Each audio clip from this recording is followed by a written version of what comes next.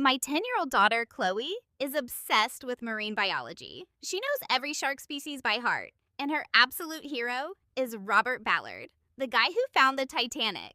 So, you can imagine her face when her science teacher, Mrs. Gable, told the entire class that blue whales are actually fish, not mammals, because they live underwater. Chloe raised her hand, very politely, and explained that blue whales are indeed mammals. They breathe air, they give birth to live young, fifth grade science. But Mrs. Gable completely snapped. She told Chloe to stop being a know-it-all and said, "I have a degree, and you are just a child." When Chloe came home, she was fighting back tears. Mrs. Gable had given her detention and assigned her a 10-page essay on why we respect authority. I was absolutely furious. I called the school, but the principal brushed it off, calling it a minor disagreement in teaching styles. That is when I decided, okay, game on. My cousin happens to be a marine researcher at the Monterey Bay Aquarium. I called her up, and she was so appalled by the sheer ignorance that she pulled a few major strings. The very next day,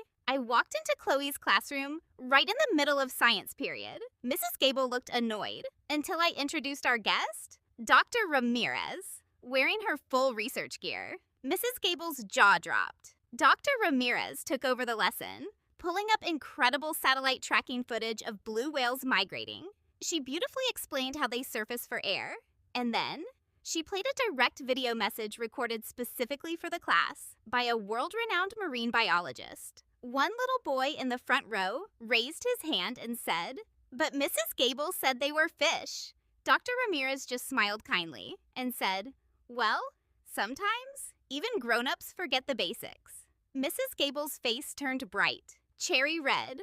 The principal, who had slipped into the back of the room, looked absolutely mortified.